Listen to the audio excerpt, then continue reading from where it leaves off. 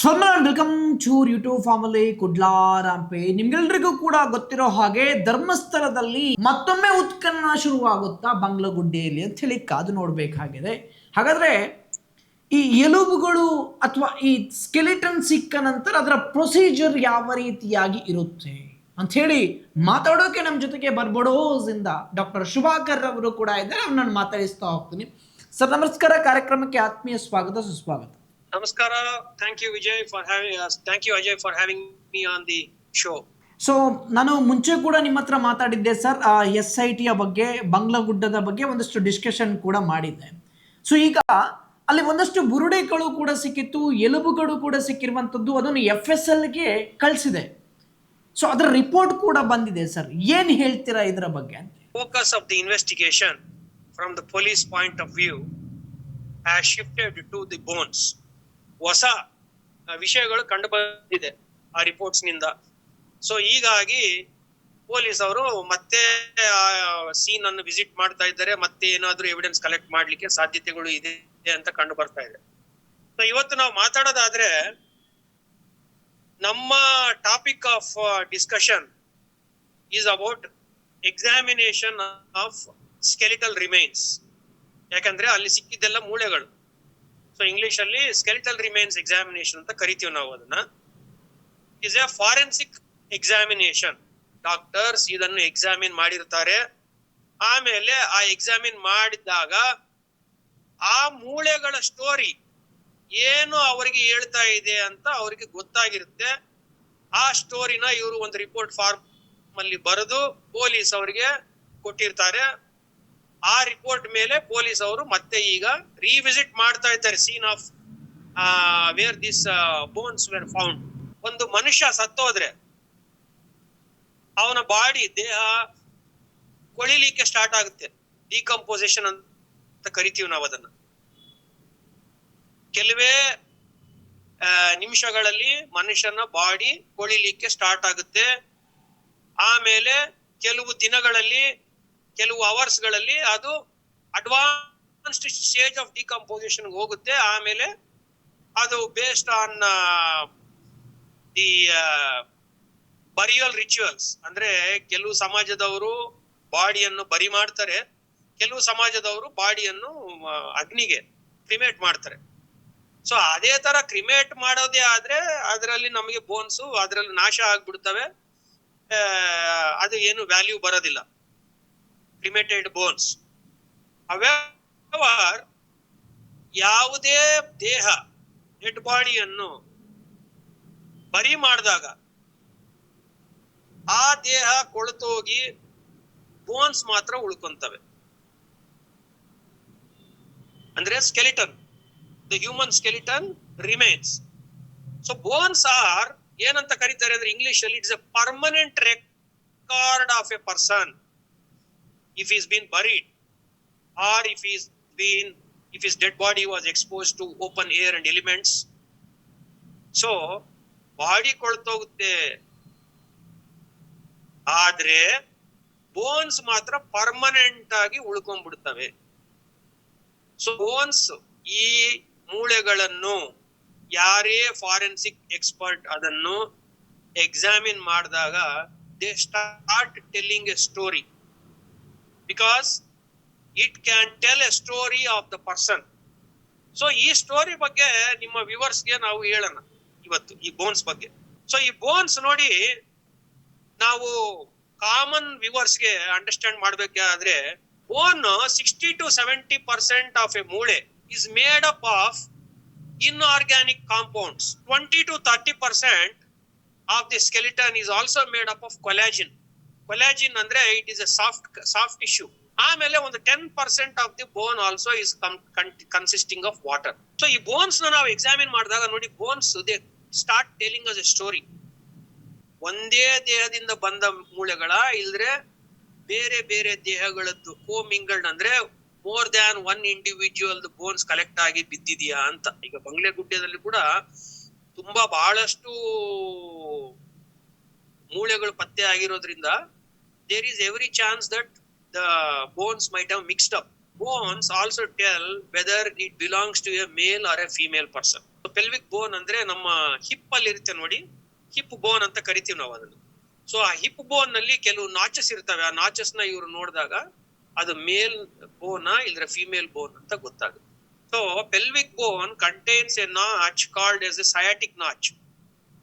So ಈ sciatic notch ಅನ್ನೋದು ಒಂದು ಡಿಪ್ರೆಷನ್ ತರ ಇರುತ್ತೆ ಬೋನ್ ನಲ್ಲಿ, ಪೆಲ್ವಿಕ್ ಬೋನ್ ನಲ್ಲಿ. ಆ ನಾಚ್ ಏನಾದ್ರೂ ಶಾಲೋ ಆಗಿ, ವೈಡ್ ಆಗಿ, ಬ್ರಾಡ್ ಆಗಿ ಕಂಡು ಬಂದ್ರೆ ಅದು it means to say that it belongs to a female person ಅಂತ.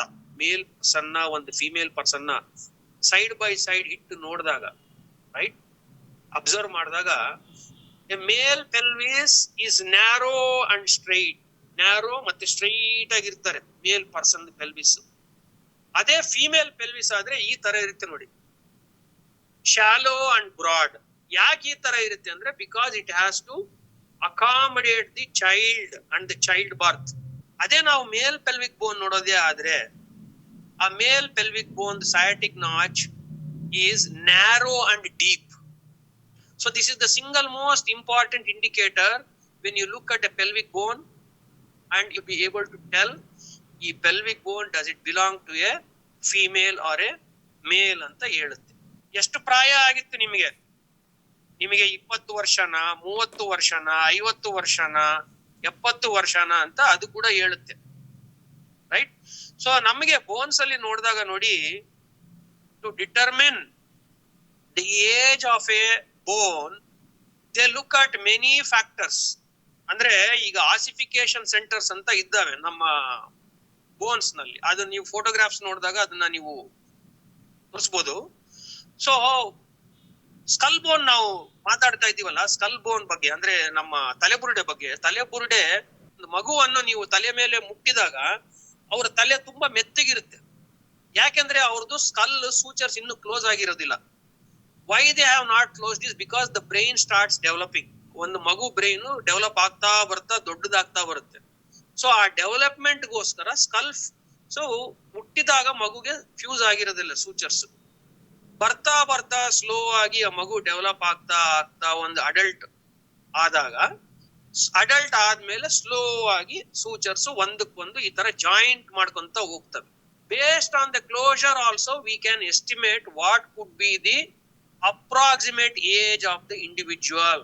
ಏನ್ ಹೈಟ್ ಇರಬಹುದು, what could be the height of this person, ಅದು ಕೂಡ ಹೇಳುತ್ತೆ ನಿಮಗೆ. ಅಂದ್ರೆ ಕೈ ಮೂಳೆಗಳು ಮತ್ತು ಕಾಲಿನ ಮೂಳೆಗಳನ್ನು ಮೆಜರ್ ಮಾಡಿ ಒಂದು ಸ್ಪೆಷಲೈಸ್ಡ್ ಫಾರ್ಮುಲಾ ಇದೆ.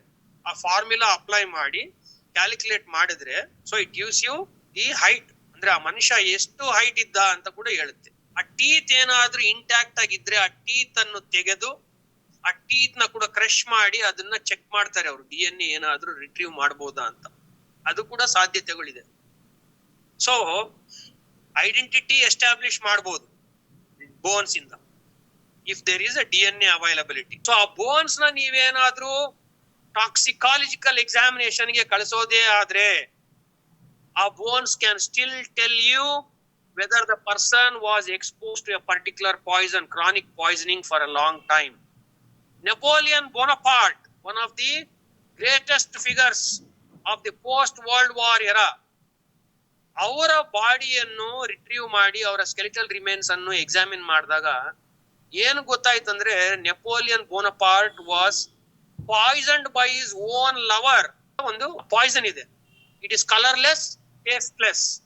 ಅದನ್ನ ಯಾವುದೇ ನೀವು ಪದಾರ್ಥದಲ್ಲಿ ಹಾಕಿದ್ರೆ, ನೀರಲ್ಲಿ ಕೊಟ್ರೆ ಅದ್ರ ಟೇಸ್ಟ್ ಗೊತ್ತಾಗಲ್ಲ, ಕಲರ್ ಗೊತ್ತಾಗಲ್ಲ. But slowly over the days and months and years the person becomes ಇಲ್, ರಿಪೀಟೆಡ್ಲಿ ಇಲ್, he will to arsenic poisoning. So ಅವರ ಬೋನ್ಸ್ ಅನ್ನು ಎಕ್ಸಾಮಿನ್ ಮಾಡಿದಾಗ ಆರ್ಸೆನಿಕ್ ಪಾಯ್ಸನಿಂಗ್ ಇಂದ ಇವರು ಸತ್ತೋಗಿದ್ದಾರೆ ಅಂತ ಗೊತ್ತಾಯ್ತು. ಸೊ ಇಷ್ಟೆಲ್ಲ ಸ್ಟೋರಿ ಹೇಳುತ್ತೆ ನೋಡಿ. ಇನ್ನೊಂದು ನಾನು ನಿಮ್ಗೆ ಹೇಳೋದ್ ಮರ್ತೋದೆ, ಟುಟಾನ್ ಖಾಮೂನ್ DNA ಎಕ್ಸಾಮಿನ್ ಮಾಡಿದ್ದಾರೆ. DNA ಎಕ್ಸಾಮಿನ್ ಮಾಡಿದಾಗ ಆ DNA ಅಲ್ಲಿ ಗೊತ್ತಾಗಿದ್ದೇನಂದ್ರೆ Tutankhamun was suffering from malaria infection. Malarian parasite ಇತ್ತು. ಅಂದ್ರೆ ಸೊಳ್ಳೆ ಕಚ್ಚಿ ಮಲೇರಿಯಾ ಆಗುತ್ತೆ ನೋಡಿ, ಆ ಟೈಮಲ್ಲಿ 13,000 years ago Tutankhamun was suffering from malarial parasite infection ಅಂತ ಅವ್ರ DNA ಇಂದ ಗೊತ್ತಾಗಿದೆ. So it's a very interesting story about the bones. Bones are a permanent record of an individual. They tell not only the age, the sex, the height, the identity, how we died, possibly if there is any infection, they will tell you the infection. If he is died due to any poisoning, they will tell you whether it is poison, he was poisoned or not. ನೋಡಿ ಇಷ್ಟೆಲ್ಲ ಹೇಳ್ಬಹುದು. ಒಂದು ಎಲುಬು, ಒಂದು ಬುರುಡೆಯಿಂದ ಇಷ್ಟೆಲ್ಲ ನಾವು ಹೇಳ್ಬಹುದು. ಏನಂದ್ರೆ ಅದರಲ್ಲಿ ಪ್ರಾಪರ್ ಆಗಿ ಟೆಂಟ್ ಹಾಕಿ ಅದನ್ನ ಕವರ್ ಮಾಡಿಕೊಂಡು bone by bone, piece by piece slow ಆಗಿ ಬ್ರಷ್ ಯೂಸ್ ಮಾಡಿಕೊಂಡು ಒಂದೊಂದೇ ತೆಗಿಬೇಕಾಗುತ್ತೆ. ಯಾಕೆ ಹೇಳ್ತೀನಿ ನೋಡಿ, ಹ್ಯೂಮನ್ ಬಾಡಿ ನಲ್ಲಿ there are some bones which are very very very very important and very minor. ಆ ಬೋನ್ಸ್ ಏನಾದ್ರೂ ನಾವು ಮಿಸ್ಟೇಕ್ ಮಾಡಿ ತೆಗಿವಾಗ ಓವರ್ಲುಕ್ ಮಾಡಿ ಪುಡಿ ಆಗೋಯ್ತು, ಇಲ್ಲ ಅಂದ್ರೆ ಮಿಸ್ಪ್ಲೇಸ್ ಆಗೋಯ್ತು ಅಂದ್ರೆ ನೀವು ಕಾಸ್ ಆಫ್ ಡೆತ್ ಹೇಳ್ಲಿಕ್ಕೆ ಬರೋದಿಲ್ಲ. ಆಮೇಲೆ ಇನ್ನೊಂದು ನೋಡಿ, ನಾನು ಈಗ ಹೇಳ್ತಾ ಇದ್ದೀನಿ, ಬಕೆಟ್ ಗಳಲ್ಲಿ ಬೋನ್ ಗಳನ್ನು ತಗೊಂಡು ಹೋಗಿದ್ದಾರೆ. ಬಕೆಟ್ ಬಕೆಟ್ ಬಕೆಟ್ ಬಕೆಟ್ ತುಂಬಿಕೊಂಡು ಜನಗಳು ಎತ್ಕೊಂಡು ಹೋಗಿರೋದು ನೋಡಿದ್ದೀವಿ ನಾವು ವ್ಯಾನ್ಗಳಿಗೆ. ನೋಡಿ, ಇದು ಏನಾಗುತ್ತೆ, chain of evidence, chain of custody ಅಂತ ಕರಿತೀವಿ. Each and every article that has been recovered from the site has to be placed in a proper container. ಅಲ್ಲಿ ಮಾಜರ್ ಮಾಡ್ತೀವಿ ಅಂತ ಕರಿತೀವಲ್ಲ, ಮಾಜರ್ ಅಂತ ಕರೀತಾರೆ. ಅಲ್ಲೇ ಸ್ಪಾಟ್ ಮಾಜರ್ ಮಾಡಿ ಆ ರಿಕವರ್ಡ್ ಆರ್ಟಿಕಲ್ ಹೆಸರು, ಆರ್ಟಿಕಲ್ಗೆ ಒಂದು ನಂಬರ್ ಕೊಟ್ಟು ಅದನ್ನ ರಿಕವರ್ ಮಾಡಿದವ್ರದ್ದು ಸೈನು, ಸೀಲ್ಗಳೆಲ್ಲ ಹಾಕಿ ಅದನ್ನು ತಗೊಂಡು ಹೋಗ್ತಾರೆ. That is what is called the chain of evidence or chain of custody. ಅದನ್ನ ತಗೊಂಡು ಹೋದ್ಮೇಲೆ ಅಲ್ಲಿ ಪರಿಶೀಲನೆ ಮಾಡುವ ಫಾರೆನ್ಸಿಕ್ ಮೆಡಿಸನ್ ಸ್ಪೆಷಲಿಸ್ಟ್ ಗಳು ಆ ಸೀಲ್ಸ್ ನ ಮ್ಯಾಚ್ ಆಗ್ತಾ ಇದ್ದಾವ ಎಲ್ಲ ಮೇಂಟೈನ್ ಮಾಡ್ಕೊಂಡು ಬೋನ್ ತೆಗೆದು ಎಕ್ಸಾಮಿನ್ ಮಾಡಿ ಮತ್ತೆ ಅದನ್ನು ವಾಪಸ್ ಅದರೊಳಗೆ ಹಾಕಿ ಮತ್ತೆ ಸೀಲ್ ಮಾಡಿ ಕೋರ್ಟಿಗೆ ಎಕ್ಸಿಬಿಟ್ ಆಗಿ ಕೊಡ್ತಾರೆ. ಸೊ ನಾವೇನಾದ್ರೂ ಬೋನ್ಸ್ ಈ ತರ ರಿಕವರ್ ಮಾಡದೇ ಆದ್ರೆ, ಬಕೆಟ್ಗಳು ಪ್ಲಾಸ್ಟಿಕ್ ಕಂಟೈನರ್, ಪ್ಲಾಸ್ಟಿಕ್ ಬಕೆಟ್ ಅಲ್ಲಿ ನೀವು ಬೋನ್ಸ್ ನ ಹಾಕಿದಾಗ ಅದ್ರೊಳಗಿರುವ ಸಾಫ್ಟ್ ಟಿಶ್ಯೂ ಆಗ್ಲಿ ಮತ್ತೇನಾದ್ರೂ ಆಗ್ಲಿ, there is a high chance that they may get denatured and decomposed. So normal SOP standard operating procedure ಏನು ಅಂದ್ರೆ, when you recover bones you should use proper containers, breathable containers, right? Breathable containers ಅಂದ್ರೆ cardboard, proper good quality cardboard containers which are DNA free. ಈಗ ನಾವು ಎಲ್ಲೋ ಅಂಗಡಿಗೆ ಹೋಗ್ಬಿಟ್ಟು ಅಲ್ಲಿ ಯಾವ್ದೋ super market ಅಲ್ಲಿ ಒಂದು 10 ಬಕೆಟ್ ಕೊಡಯ, ನನ್ಗೆ ಈಗ ಬೇಕು 10 ಬಕೆಟ್ ಅಂತ ಬಕೆಟ್ ತಗೊಂಡ್ಬಂದ್ಬಿಟ್ಟು ನೀವು ಇಲ್ಲಿ ಬೋನ್ ಕಲೆಕ್ಟ್ ಮಾಡ್ಬಿಟ್ರೆ, ಯಾರ್ಯಾರು ಮುಟ್ಟಿದಾರೋ ಬಕೆಟ್ ಎಷ್ಟು ಜನ ನೋಡಿರ್ತಾರೆ? ಬಕೆಟ್ ಚೆಕ್, ಈಗ ಬಕೆಟ್ ತಗೊಳ್ಳಿಕ್ಕೆ ದಿನ 10 ಜನ ಹೋಗ್ತಾರೆ ಇಲ್ವಾ? ಸುಮ್ನೆ ತಗೊಂತಾರ ಬಕೆಟ್ ನೋಡ್ತಾರೆ, ಮುಟ್ತಾರೆ, ಹೆಂಗಸರು ನೋಡ್ತಾರೆ, ಯಾವ ಕಲರ್ ಬೇಕು, ಇದು ಬೇಡ, ಆ ಸೈಜ್ ಬೇಕು, ಈ ಸೈಜ್ ಬೇಕು ಅಂತ. ಎಷ್ಟು ಜನದ DNA ಇರ್ಬೋದು ಆ ಬಕೆಟ್ ಅಲ್ಲಿ ನೋಡಿ. ಒಂದು ಕೇಸ್ ಕೋರ್ಟ್ ಅಲ್ಲಿ ಬೀಳಕ್ಕೆ ಒಂದು ಸಣ್ಣ ಕಾರಣ ಸಾಕು. ಈಗ ರೀಕ್ರಿಯೇಷನ್ ಮಾಡಬೇಕು ಅಂತ ಹೇಳಿ ಹೊರಟಿದ್ದಾರೆ sir. What is this recreation? ಈಗ ನೋಡಿ, ಈಗ ಫಾರ್ ಎಕ್ಸಾಂಪಲ್ ಇಂಡಿಯನ್ ಸಿನಾರಿಯೋ ನಾವು ತಗೊಳ್ಳೋದೇ ಆದ್ರೆ, ನಮಗೆ ಅಲ್ಲಿ ಈ use of guns are very less, right? Guns like pistols and revolvers ಇಂತ ಯೂಸ್ ಮಾಡಿ ಯಾರಿಗೋ ತಲೆಗೆ ಹೊಡೆದು ಸಾಯಿಸೋದು ಈ ಸಾಧ್ಯತೆ ಇದೆ, ಬಟ್ ಆದ್ರೂ ತುಂಬಾ ಕಡಿಮೆ. ಬೇರೆ ಯಾವ ತರ ಸ್ಕೆಲಿಟಲ್ ಟ್ರಾಮಾ ಇರ್ಬೋದು, ತಲೆ ಬುರುಡೆಗೆ ಏಟು ಹೊಡೆದಿರ್ಬೋದು, ಗಾಯ ದೊಡ್ಡದಾಗಿ ತಲೆ ಜಜ್ಜಿರ್ಬೋದು, ಇಲ್ದ್ರೆ ಏನಾದ್ರೂ ಒಂದು ಶಾರ್ಪ್ ಯಂತ್ರದಿಂದ ಇಲ್ದ್ರೆ ಒಂದು ಹ್ಯಾಮರ್ ತರದ್ದು ವೆಪನ್ ಏನಾದ್ರೂ ಯೂಸ್ ಮಾಡಿ ತಲೆ ಪುಡಿ ಮಾಡಿರ್ಬೋದು, ರೈಟ್? ಆ ಪುಡಿ ಮಾಡಿದಾಗ ಪೆರಿಮಾರ್ಟಮ್ ಇಂಜುರೀಸ್, ಇವರು ನಮ್ಮ ಡಾಕ್ಟರ್ಗಳು ಏನಾದ್ರು ನೋಡಿ strong evidence to suggest that these are perimortem injuries that occurred at the time of the person death ಅಂತ ಏನಾದ್ರೂ ಕೊಟ್ಟಿದ್ರೆ, so now the suspicion is clearly rising that there was some kind of violence that took place on this particular skeleton. ಅದಕ್ಕೋಸ್ಕರ ಅವರು ಇಲ್ಲಿ ಆಗಿದ್ಯಾ, ಬೇರೆ ಕಡೆಯಿಂದ ಎಲ್ಲಿಂದ ಆದ್ರೂ ತಗೊಂಡ್ ಬಂದಿದ್ರೆ ಅವ್ರು ಯಾವ ರೂಟ್ ಅಲ್ಲಿ ತಗೊಂಡ್ ಬಂದಿರ್ಬೋದು, ಬಾಡಿನ ಎಲ್ಲಿ ಹಾಕಿರ್ಬೋದು. ಆಮೇಲೆ ಅಲ್ಲಿರೋ ಐ ವಿಟ್ನೆಸ್ ಗಳು ಯಾರು ಹೇಳಿದ್ರಲ್ಲ, ಮುಚ್ಚಾಕಿದ್ದೀವಿ ಇಲ್ಲಿ ಸಾವಿರಾರು ಬಾಡಿಗಳು ಅಂತೇಳಿ, ಅವರ ಸ್ಟೇಟ್ಮೆಂಟ್ ಮತ್ತೆ ಇವರು ಹೇಳ್ತೀರಾ ಇದು ಏನಾದ್ರೂ ಮ್ಯಾಚ್ ಮಾಡ್ಲಿಕ್ಕೆ ಅವರು ಕ್ರೈಮ್ ಸೀನ್ ನ ರಿವಿಸಿಟ್ ಮಾಡಿರ್ಬೋದು. ಈಗ ನೀವು ಮತ್ತೊಂದು ಹೇಳಿದ್ರಿ ಸರ್, ಅಂತ ಹೇಳಿದ್ರೆ ಫೇಶಿಯಲ್ ರೀಕನ್ಸ್ಟ್ರಕ್ಷನ್ ಅನ್ನುವಂಥ ರೀತಿಯಲ್ಲಿ ಇದನ್ನು ಕೂಡ ಮಾಡ್ಬೋದು. ನಾವು ಒಂದಷ್ಟು ಮಾಡಿದ್ದೀವಿ ಫೇಶಿಯಲ್ ರೀಕನ್ಸ್ಟ್ರಕ್ಷನ್ ಮಾಡುವಂಥ ಮುಖಾಂತರ ಈ ವ್ಯಕ್ತಿ ಅಂತೇಳಿ ಗುರುತು ಹಿಡಿದಿದ್ದಾರೆ ಅಂತೇಳಿ. ಸೊ ಅದರ ಬಗ್ಗೆ ಎಕ್ಸ್ಪ್ಲೈನ್ ಮಾಡೋದಾದ್ರೆ ಹೇಗೆ ಅಂತೇಳಿ. ಸೊ DNA ಮೆಟೀರಿಯಲ್ ಇವ್ರಿಗೆ ಸಿಕ್ಕಿರೋದಿಲ್ಲ, ಚೆಕ್ ಮಾಡಿರ್ಬೋದು, ಇವ್ರು DNA ಲ್ಯಾಬ್ಸ್ ಗೆ ಕಳಿಸಿರ್ಬೋದು, ಲ್ಯಾಬ್ಸ್ ಅಲ್ಲಿ DNA ಬಂದಿರೋದಿಲ್ಲ.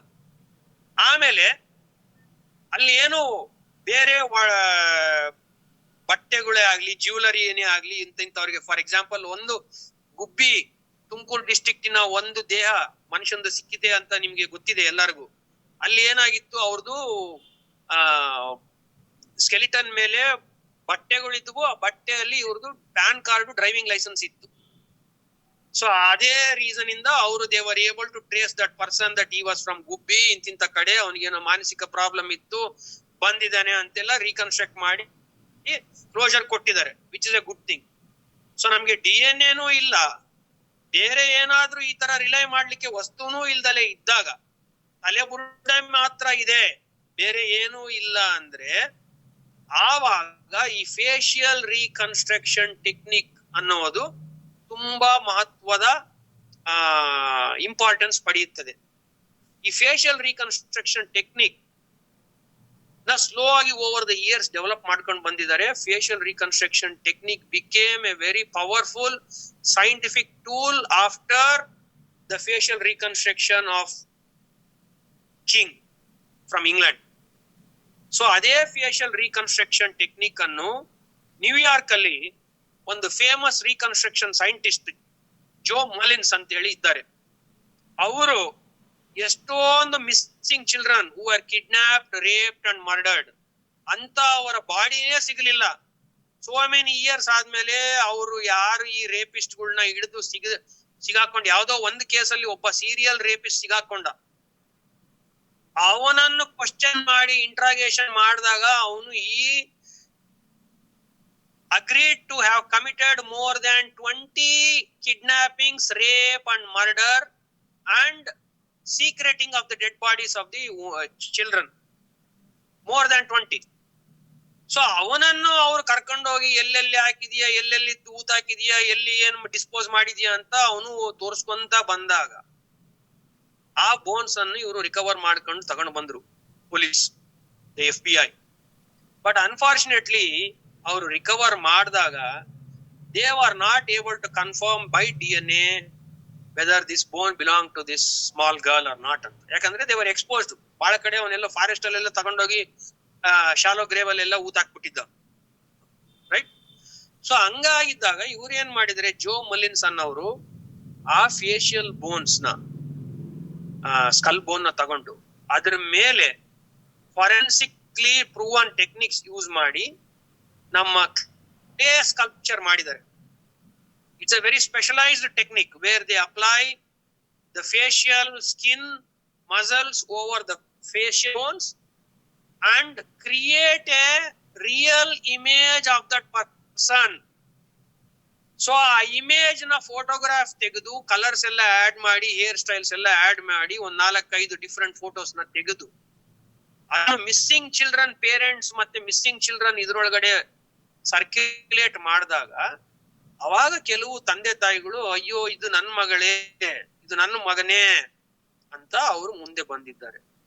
ಸೊ ಅದೇ ರೀತಿಯಾಗಿ ನಮ್ಮ ಫಾರೆನ್ಸಿಕ್ ಸೈನ್ಸ್ ಸೆಂಟರ್ ಬಾರ್ಬಡೋಸ್ ನಲ್ಲಿ ಇದೇ ತರ ಒಂದು ಅಮೆರಿಕನ್ ಸಿಟಿಸನ್ ಅವರು ಡ್ಯೂರಿಂಗ್ ಕೋವಿಡ್ ಟೈಮ್ ಅಲ್ಲಿ ಇಲ್ಲಿ ವಿಸಿಟ್ ಮಾಡುವಾಗ ಅವರು ನಾಪತ್ತೆ ಆಗ್ಬಿಟ್ರು. ಅವರನ್ನು ತುಂಬಾ ಹುಡುಕಾಡಿದ ಮೇಲೆ ಸಿಗ್ಲಿಲ್ಲ. ಅದಾದ್ಮೇಲೆ ಮೋರ್ ದ್ಯಾನ್ 3 years ಆದ್ಮೇಲೆ ಅವರ ಸ್ಕೆಲಿಟಲ್ ರಿಮೇನ್ಸ್ ಒಂದು ಫಾರೆಸ್ಟ್ ಅಲ್ಲಿ ಸಿಕ್ತು. ಬಟ್ ಅವ್ರದೇ ಇದು ಅಂತ ನಮ್ಗೆ 100% ಹೇಳಲಿಕ್ಕೆ ಬರ್ಲಿಲ್ಲ. ಯಾಕೆ ಅಂದ್ರೆ because he was exposed directly lying to the elements of sun, wind and water. ಅವರ DNA ಸಿಗ್ಲಿಕ್ಕೆ ಆಗ್ಲೇ ಇಲ್ಲ ಟ್ರೈ ಮಾಡಿದಾಗ. ಸೊ ಅವಾಗ ನಾವ್ ಏನ್ ಮಾಡಿದ್ದೀವಿ, ಅವರ ಸ್ಕೆಲಿಟನ್ ಅನ್ನು ತಗೊಂಡು, ಅವರ especially only the face, the skull bone, ಬುರುಡೆ, ತಲೆ ಬುರುಡೆಯನ್ನು ತಗೊಂಡು ನಾವು CT ಸ್ಕ್ಯಾನ್ ಮಾಡಿಸಿ ಜೋ ಮುಲಿನ್ಸ್ ಅವ್ರ ಹತ್ರ ಇದನ್ನು ಕಳಿಸ್ಕೊಟ್ಟು, ಅವರು ಆ CT ಸ್ಕ್ಯಾನ್ ನ ಯೂಸ್ ಮಾಡಿಕೊಂಡು they were able to reconstruct a artificial skeletal bone, skull bone, using the latest techniques. Printing ಮಾಡಿ ಅದನ್ನ ಪ್ರಿಂಟಿಂಗ್ ಮಾಡಿ ಅದ್ರ ಮೇಲೆ ಅವರು ಎಲ್ಲ ಚರ್ಮ, skin, colour, beard, facial hair, colour of the eyes, ಒಂದು 5-6 ಡಿಫ್ರೆಂಟ್ ಪ್ರೊಫೈಲ್ಸ್ ಅನ್ನು ನಮಗೆ ಕೊಟ್ಟಿದ್ದಾರೆ. ಸೊ ನಮ್ಮ ಪೊಲೀಸ್ ಅವರು ಆ ಪ್ರೊಫೈಲ್ಸ್ ನ ತಗೊಂಡು ಮಿಸ್ಸಿಂಗ್ ಪರ್ಸನ್ಸ್ ಡೇಟಾ ಬೇಸ್ ನಲ್ಲಿರುವ ಎಲ್ಲಾ ಮಿಸ್ಸಿಂಗ್ ಪರ್ಸನ್ಗಳ ರಿಲೇಟಿವ್ಸ್ ಗೆ ಕರೆದು ತೋರಿಸಿದಾಗ ಈ ಮಿಸ್ಸಿಂಗ್ ಪರ್ಸನ್, ಈ ವ್ಯಕ್ತಿಯ ರಿಲೇಟಿವ್ಸ್ ಮುಂದೆ ಬಂದ್ರು, ಇದು ನನ್ನ ತಮ್ಮನೇ ಅಂತೇಳಿ. ಯಾಕಂದ್ರೆ ಅದ್ರ ಜೊತೆಗೆ ನಮ್ಮ ಎಕ್ಸ್ಟ್ರಾ ಡೇಟಾ ಇತ್ತು. ಅವನು more than 6 feet 2 inches ಇದ್ದ, well built, muscular man, right? ಈ ಏಜ್ ಗ್ರೂಪ್ 35 years ಓಲ್ಡ್ ಅವನ ಏಜ್ ಗ್ರೂಪ್. ಸೊ ಅದು ಜೊತೆಗೆ ಫೇಶಿಯಲ್ ರೀಕನ್ಸ್ಟ್ರಕ್ಷನ್ ಎರಡು ಮ್ಯಾಚ್ ಆಗಿದ್ದ ಮೇಲೆ we were able to repatriate that skeleton to the family members and get a closure. But however, in his case, ಅವನ ಮೇಲೆ ಯಾವ ಸ್ಕೆಲಿಟಲ್ ಡ್ರಾಮಾ ಕೂಡ ಕಂಡು ಬರ್ಲಿಲ್ಲ. ಬುರುಡೆ ಸಿಕ್ಕಿದಾಗ ನಾವೇನ್ ಮಾಡಿದ್ವಿ, ಫಸ್ಟ್ ಬುರುಡೆ ಮತ್ತು ಸ್ಕೆಲಿಟನ್ ನ ಒಂದು ಎಸ್ಟಿಮೇಶನ್ ಮಾಡಿಬಿಟ್ವಿ. ಸ್ಕೆಲಿಟಲ್ ರಿಮೇನ್ಸ್ ಎಸ್ಟಿಮೇಶನ್, ಅದು ಮೇಲ ಫಿಮೇಲ, ಎಷ್ಟು ಏಜು, ಆಮೇಲೆ ಏನ್ ಹೈಟ್, ಇಷ್ಟೆಲ್ಲ ಪ್ಯಾರಾಮೀಟರ್ಸ್ ನಮಗೆ ಗೊತ್ತಾಗ್ಬಿಡ್ತು. ಆ ಪ್ಯಾರಾಮೀಟರ್ಸ್ ನ ಅಲ್ಲಿರೋ ನ್ಯೂಯಾರ್ಕ್ ನಲ್ಲಿರುವ ಸೈಂಟಿಸ್ಟ್ ಅವರಿಗೆ ಫೀಡ್ ಮಾಡಿ, ಅವರು ಆಯ್ತು ನೀವು ಒಂದು CT ಸ್ಕ್ಯಾನ್ ಮಾಡಿ ಕಳ್ಸಿಕೊಡಿ ಬುರುಡೆ ಅನ್ನು ನಮ್ಗೆ ಅಂತ. CT ಸ್ಕ್ಯಾನ್ ಮಾಡಿರೋ ರಿಪೋರ್ಟ್ ಮಾತ್ರ ಕಳಿಸಿದ್ವಿ, ಬುರುಡೆ ಕಳಿಸ್ಲಿಲ್ಲ ನಾವ್ ಇಲ್ಲಿಂದ. ಸೊ ಆ CT ಸ್ಕ್ಯಾನ್ ನ ಅವ್ರು ಯೂಸ್ ಮಾಡಿ ಪ್ರಿಂಟಿಂಗ್, ಹೊಸದು ಲೇಟೆಸ್ಟ್ ಬಂದಿದೆಯಲ್ಲ ಆರ್ಟಿಫಿಷಿಯಲ್ ಇಂಟೆಲಿಜೆನ್ಸ್ ಪ್ರಿಂಟಿಂಗ್ ಅಂತ, ಆಟೋಮ್ಯಾಟಿಕ್ ಪ್ರಿಂಟಿಂಗ್ ಮಾಡ್ಬಿಡುತ್ತೆ ಅದು ಸ್ಕಲ್ ನ. ಸೊ ಅಲ್ಲೇ ಸ್ಕಲ್ ನ ಪ್ರಿಂಟ್ ಮಾಡ್ಕೊಂಡು ರೆಡಿ ಮಾಡ್ಕೊಂಡು ಅದರ ಮೇಲೆ ಅವ್ರದ್ದು ಒಂದು there is scientifically proven formulas, ಎಷ್ಟು amount of tissue, muscle, skin ಹಾಕ್ಬೇಕು, ಆ ಮಾರ್ಕರ್ಸ್ ಇದಾವೆ. There are some anatomical markers that are present over the facial bones. So ಆ ಮಾರ್ಕರ್ಸ್ ನ ಅವರು ಅದನ್ನ ಪ್ಲೇಸ್ ಮಾಡ್ಕೊಂಡು, ಈಗ ಆ markers vary according to the race of the individual. For example ನೋಡಿ, ಇಂಡಿಯನ್ ರೇಸ್ ನಲ್ಲಿ ಇರುವ ಮಾರ್ಕರ್ಸ್ ಬೇರೆ, ಯುರೋಪಿಯನ್ ರೇಸ್ ನಲ್ಲಿರೋ ಮಾರ್ಕರ್ಸ್ ಬೇರೆ, ಆಫ್ರಿಕನ್ ರೇಸ್ ನಲ್ಲಿರೋ ಮಾರ್ಕರ್ಸ್ ಬೇರೆ. ಅಂದ್ರೆ thickness of the skin based on the diameter of the skull. ಅಂದ್ರೆ ನಾವು front to front diameter measure ಮಾಡ್ಕೊಂತೀವಿ ಸ್ಕಲ್. ಆ ಡಯಾಮೀಟರ್ ಫಾರ್ಮುಲಾ ಯೂಸ್ ಮಾಡಿದಾಗ ಗೊತ್ತಾಗುತ್ತೆ ಅದು ಆಫ್ರಿಕನ್ ಇಂಡಿವಿಜುವಲ್, ಇಲ್ದ್ರೆ ವೈಟ್ ಇಂಡಿವಿಜುವಲ್, ಇಲ್ದ್ರೆ ಚೈನೀಸಾ, ಇಲ್ದ್ರೆ ಮಿಕ್ಸೆಡ್ ಅಂತ ರೇಸ್ ಗೊತ್ತಾಗುತ್ತೆ ನಮ್ಗೆ. ಸೊ ನಮಗೆ ಗೊತ್ತಾದಾಗ ಈ ಒಂದು ಗ್ರೇಟೆಸ್ಟ್ ಡಯಾಮೀಟರ್ ಆಫ್ರಿಕನ್ ಇಂಡಿವಿಜುವಲ್ಸ್ ನಲ್ಲಿ ಇರೋದು, ಸ್ಕಲ್ದು ಬಿಗ್ಗೆಸ್ಟ್ ಡಯಾಮೀಟರ್, ಸೆಫಾಲಿಕ್ ಇಂಡೆಕ್ಸ್ ಅಂತ ಕರಿತೀವಿ ನಾವು ಅದನ್ನ. ಸೊ ಅದನ್ನ ಕೂಡ ನಾನು ಡೇಟಾ ಕೊಟ್ಟಿದ್ದೆ, ಇವರು most likely is A Afro Caribbean ಅಂತೇಳಿ. ಸೊ ಅದ್ರ ಪ್ರಕಾರ ಅವರು ಆ ಮಾರ್ಕರ್ಸ್ ನ ಯೂಸ್ ಮಾಡ್ಕೊಂಡು ಅದನ್ನ ಯೂಸ್ ಮಾಡಿದ್ದಾರೆ. ಏನ ಕ್ಲೇ ಮಾಡೆಲಿಂಗ್ ಮಾಡ್ಕೊಂಡು ಸ್ಕಿನ್ ಕಲರ್, ಸ್ಕಿನ್ ಟೋನ್ ಮಾತ್ರ ಹೇಳಲಿಕ್ಕೆ ಬರಲ್ಲ ಅಷ್ಟು ಈಸಿಯಾಗಿ. ಕಪ್ಪಿದ್ರ, ಬೆಳಗಿದ್ರ, ಗೋಧಿ ಬಣ್ಣ ಇತ್ತ ಅಂತ ಅದನ್ನ ಹೇಳಲಿಕ್ಕೆ ಬರಲ್ಲ. ಅದಕ್ಕೆ ಅವ್ರು ಏನ್ ಮಾಡ್ತಾರೆ, ಫೋಟೋಸ್ ತೆಗೆಯುವಾಗ ಸ್ಕಿನ್ ಟೋನ್ಸ್ ಒಂದು 4-5 ಡಿಫ್ರೆಂಟ್ ಸ್ಕಿನ್ ಟೋನ್ಸ್ ಅಲ್ಲಿ ಫೋಟೋಸ್ ತೆಗೆದು ಕಳಿಸ್ತಾರೆ. ಕಲರ್ ಆಫ್ ದಿ ಐ ಕೂಡ ಹೇಳಲಿಕ್ಕೆ ಬರಲ್ಲ. Colour of the I is an other thing. ಯಾಕಂದ್ರೆ ಕೆಲವರಿಗೆ ಬ್ರೌನ್ ಐಸ್ ಇರ್ಬೋದು, ಪ್ಯೂರ್ ಬ್ಲಾಕ್ ಇರ್ಬೋದು, ಕೆಲವರಿಗೆ ಬೆಕ್ಕಿನ ಕಣ್ಣು ಇರ್ಬೋದು, right? So colour of the ice ನ ಕೂಡ ಒಂದು 4-5 ಐ ಕಲರ್ಸ್ ನ ಹಾಕ್ಬಿಟ್ಟು ಸ್ಕಿನ್ ಕಲರ್ಸ್ ನ ಹಾಕಿ ಹೇರ್ ಸ್ಟೈಲ್ ಕೂಡ ಹೇಳಲಿಕ್ಕೆ ಬರುತ್ತೆ. ಯಾಕಂದ್ರೆ ಹೇರ್ಸ್ ಅವ್ರಿಗೆ ಇತ್ತು ಇಲ್ವೋ, ಇಲ್ದ್ರೆ ಯಾವ ಟೈಪ್ ಹೇರ್ ಸ್ಟೈಲ್ ಇತ್ತು ಅದು ಕೂಡ ಹೇಳಕ್ ಬರಲ್ಲ. ಸೊ ಇದಕ್ಕೋಸ್ಕರ ಅವ್ರು ಏನ್ ಮಾಡ್ತಾರೆ, 4 to 5 different hair styles, different 4 to 5 colour of the skin, colour of the ice, ಇಷ್ಟು ಮಾತ್ರ ಚೇಂಜಸ್ ಮಾಡಿ ಒಂದು 5-6 ಪ್ರೊಫೈಲ್ ಫೋಟೋಸ್ ನ ಕಳಿಸ್ಕೊಡ್ತಾರೆ. ಸೊ ಅದನ್ನ ನೀವೇನಾದ್ರೂ ಮಿಸ್ಸಿಂಗ್ ಪರ್ಸನ್ ಲಿಸ್ಟ್ ಅಲ್ಲಿ ಬಂಗ್ಲೆಗುಡ್ಡೆಯಲ್ಲಿ ಯಾರ್ಯಾರು ಮಿಸ್ಸಿಂಗ್ ಆಗಿದ್ದಾರೆ, ಯಾರ್ಯಾರು ಆ ಏರಿಯಾದಲ್ಲಿ ಮಿಸ್ ಆಗಿದ್ದಾರೆ, ಆ ಮಿಸ್ಸಿಂಗ್ ಪರ್ಸನ್ ಲಿಸ್ಟ್ ಅನ್ನು ಇವರು ಏನಾದ್ರೂ ಪೊಲೀಸ್ ಇನ್ವೆಸ್ಟಿಗೇಷನ್ ಮಾಡಿ ಫೇಶಿಯಲ್ ರೀಕನ್ಸ್ಟ್ರಕ್ಷನ್ ಅನ್ನು ಮಾಡಿ ಕೊಡೋದೇ ಆದ್ರೆ ಖಂಡಿತ ಯಾರಾದ್ರೂ ಅವರ ರಿಲೇಟಿವ್ಸ್ ಯಾರಾದ್ರೂ ಬದುಕಿದ್ರೆ, ಗುರ್ತಿದ್ರೆ ಅವರು ಅವ್ರ ಫೋಟೋ ತಗೊಂಡು ಬರ್ಬೋದು, ಸೇಯಿಂಗ್ ದಟ್ ನೋಡಿ ಇವ್ರು ನನ್ನ ತಮ್ಮ, ಇಲ್ದ್ರೆ ನನ್ನ ತಂಗಿ, ನಮ್ಮ ಅಕ್ಕ ಅಂತ ಹೇಳಿ. ಆ ಫೋಟೋ ಏನು ಇವ್ರು ತಗೊಂಡು ಬರ್ತಾರೆ, ಆ ಫೋಟೋಗೆ ಬಹಳ ಮ್ಯಾಚ್ ಆಗುತ್ತೆ. ಸರ್ ಈಗ ನನಗೆ ಒಂದಷ್ಟು ಫೋಟೋಸ್ ಅನ್ನು ಕಳಿಸಿದ್ರಿ ನೀವು, ಅದು ಮೋಸ್ಟ್ಲಿ ನಿಮಗೂ ಕೂಡ ಎಲ್ಲೋ ಒಂದು ಸ್ಕೆಲೆಟನ್ ಸಿಕ್ಕಿದೆ ಅಂತೇಳಿ ನಾನು ಭಾವಿಸ್ತೀನಿ. ಅದರಲ್ಲಿ ನಂಬರ್ ಕೂಡ ಹಾಕಿದ್ದೀರಿ ಸರ್ 15 ಅಂತೇಳಿ, ಒಂದಷ್ಟು ಬೋನ್ಸ್ ಕೂಡ ಸಿಕ್ಕಿದೆ. ಅದು ಏನು ಸರ್, ಅದು ಅದು ಅದು ಏನು ಸಿಕ್ಕಿರುವಂಥದ್ದು?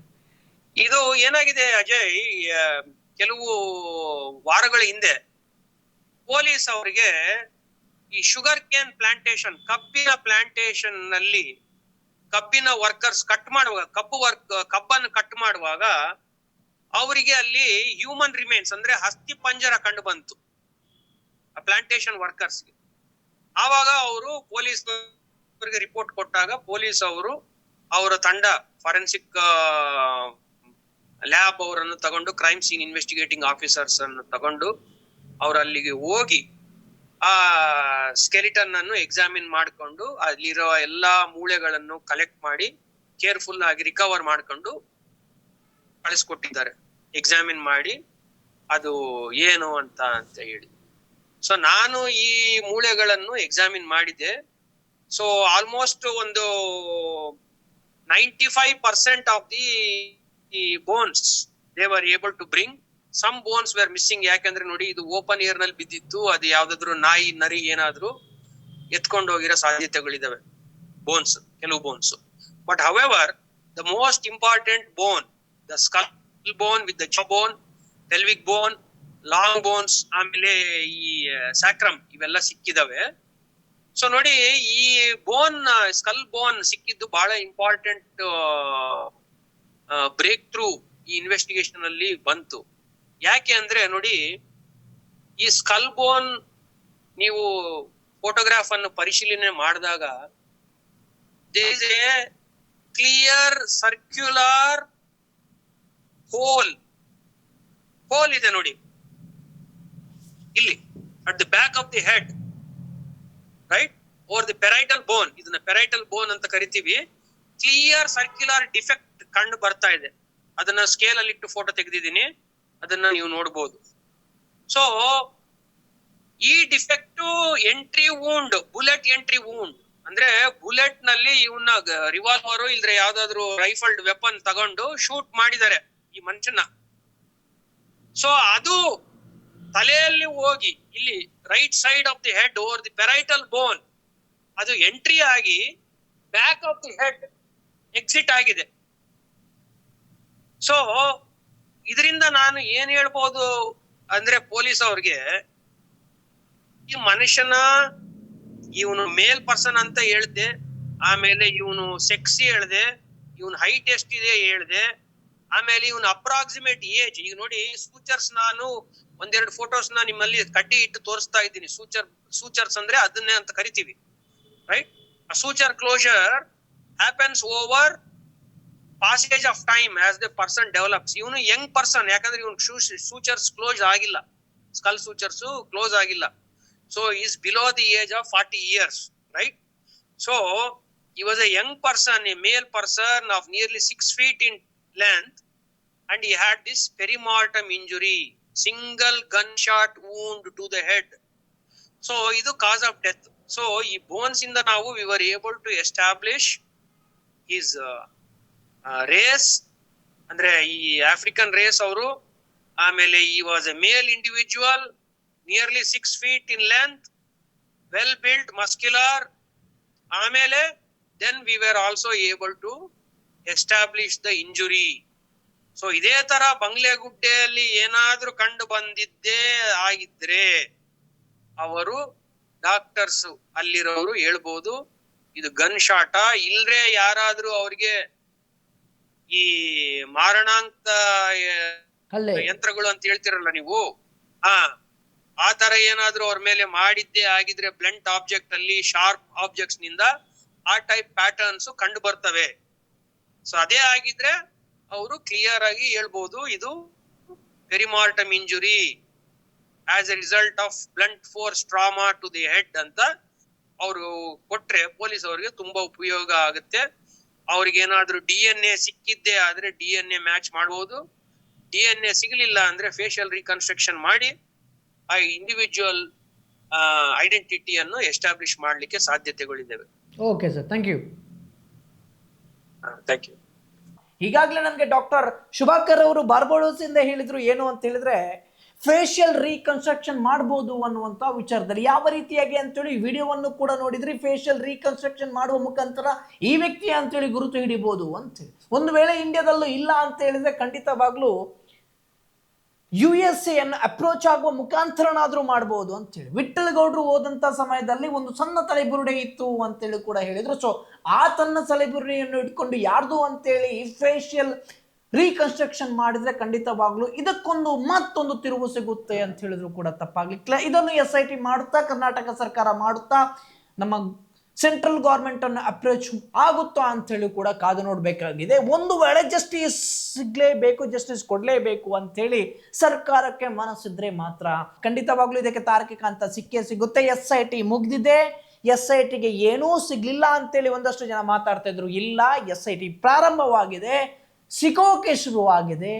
ನೋಡ್ತಾ ಇರಿ ಯಾವ ರೀತಿಯಾಗಿ SIT ತನಿಖೆ ಮಾಡುತ್ತೆ, ಫೈನಲ್ ಚಾರ್ಜ್ ಶೀಟ್ ಆಗುತ್ತೆ.